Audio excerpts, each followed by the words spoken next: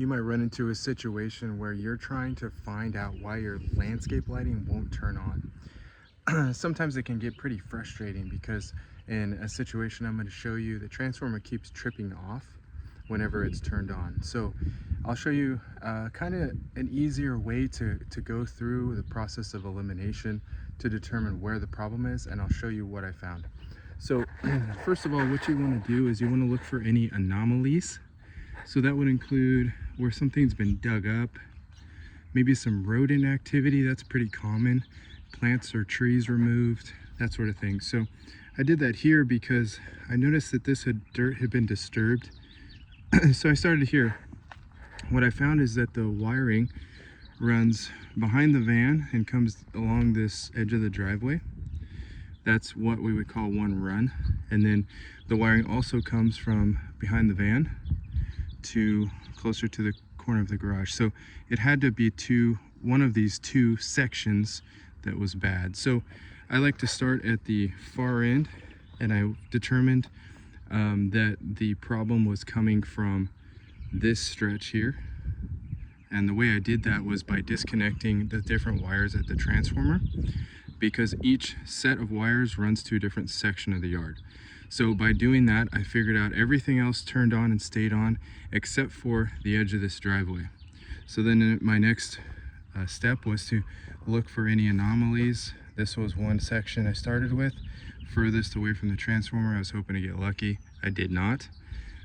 So then what I had to do is start working my way back. So one thing you can do is just cut one of the wires. I cut both of them in this scenario.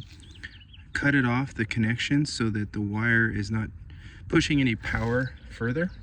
You can just cut one though. Makes it a little easier to put back together. So I worked my way back, went to the next section. I saw some rodent activity as far as like tunnels and little holes and stuff over here.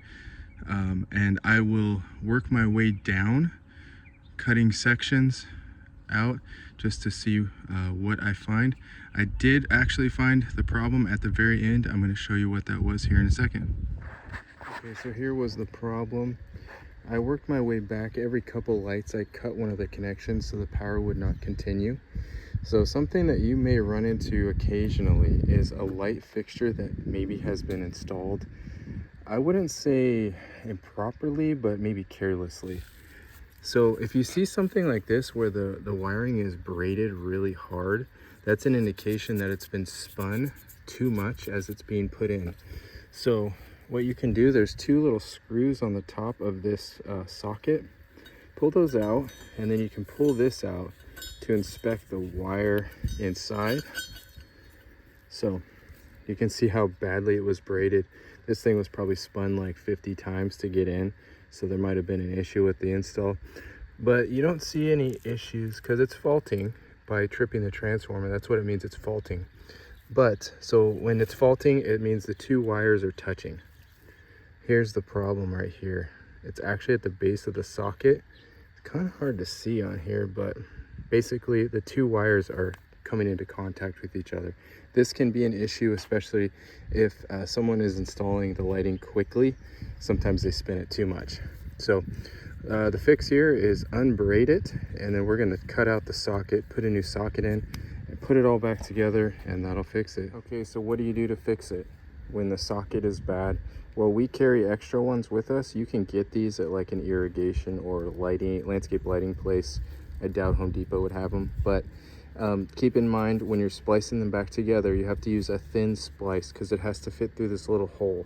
So what we would use would be something like this, so that it would go over the wire. You want to get the wire all the way in like that.